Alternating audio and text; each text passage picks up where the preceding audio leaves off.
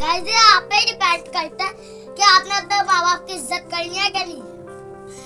आपने बदनसीब औलाद बननी है या खुश नसीब। हेलो गाइस, कैसे आप सब। तो गाइस आज की स्टोरी है एक खानदान की। वो फैमिली रहती थी गांव में और उनके 5 बेटे थे। सबसे छोटा वाला बेटा वो शहर में पढ़ाई करता था और बाकी 4 बाप के साथ खेतों में काम करते थे। एक दिन उनका बेटा शहर से गांव आता है अपने माँ बाप को मिलने के लिए। वो अपने बेटे को देख के बहुत खुश होते हैं। उसकी मामा अपने शौहर से कहती हैं कि जाए आज हमारा बेटा है इतनी दूर से हमें मिलने, तो आज हम लोग कुछ अच्छा बनाएंगे।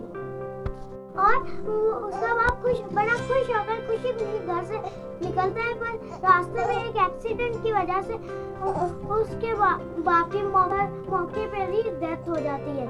और जब उनको ये खबर मिलती है तो सब माँ बेटे भागते हैं हॉस्पिटल की तरफ।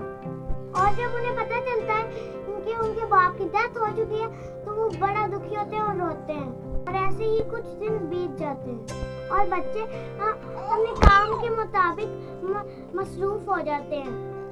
और उनकी माँ ये सब देख के बहुत हैरान होती है कि वो इतनी जल्दी अपने बाप को भूल गए हैं। और आहिस्ता आहिस्ता उनकी माँ की तबीयत यही सोच के खराब हो जाती है।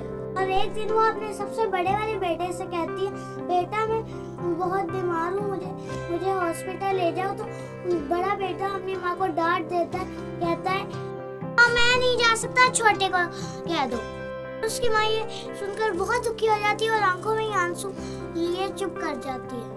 और एक दिन सभी भाई बैठे होते हैं और आपस में बात कर रहे होते हैं कि माँ ने तो हमें परेशान कर दिया, कभी बीमार हो जाती है और हमें खाना भी नहीं देती और घर के काम ही नहीं करती।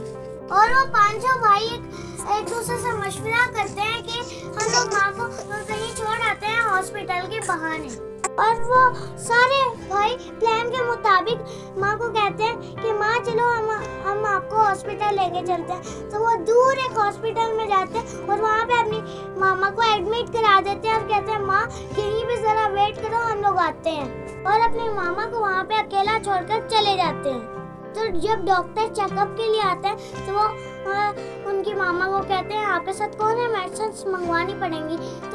तो उनकी मामा कहती है मेरे पास मेरे बेटे हैं, वो अभी किसी काम गए हैं, तो वो अभी कुछ देर में आ जाते हैं।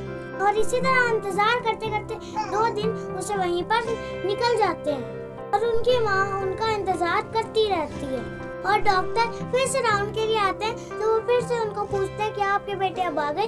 तो वो माँ कहती है नहीं, पर वो आ जाएंगे क्योंकि उन्होंने मुझसे वादा किया है।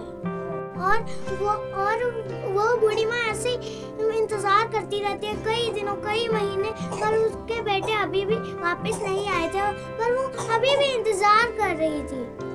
और कुछ महीनों के बाद हॉस्पिटल के स्टाफ ने उस बूढ़ी माँ को ओल्ड एज होम में भेज दिया। और वो बूढ़ी माँ आज भी अपने बेटों का इंतजार कर रही है ओल्ड एज होम में भी।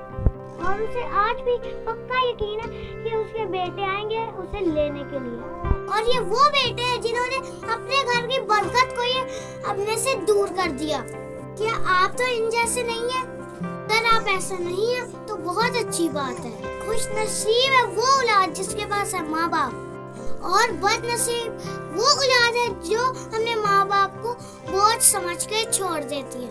ऊपर वाला हम सबको हिदायत दे कि हम लोग अपने माँ बाप की कदर कर सके। गाइस हम लोग अपने माँ बाप की इतना सा भी नहीं कर सकते जिन्होंने हमें पाल पोस के बड़ा बनाया, हम लोग उनके इतना भी नहीं कर सकते। गाइस ये आप पे डिपेंड करता है कि आपने अपने माँ बाप की इज्जत करनी है कि नहीं। आपने बदनसीब औलाद बननी है या खुश नसीब।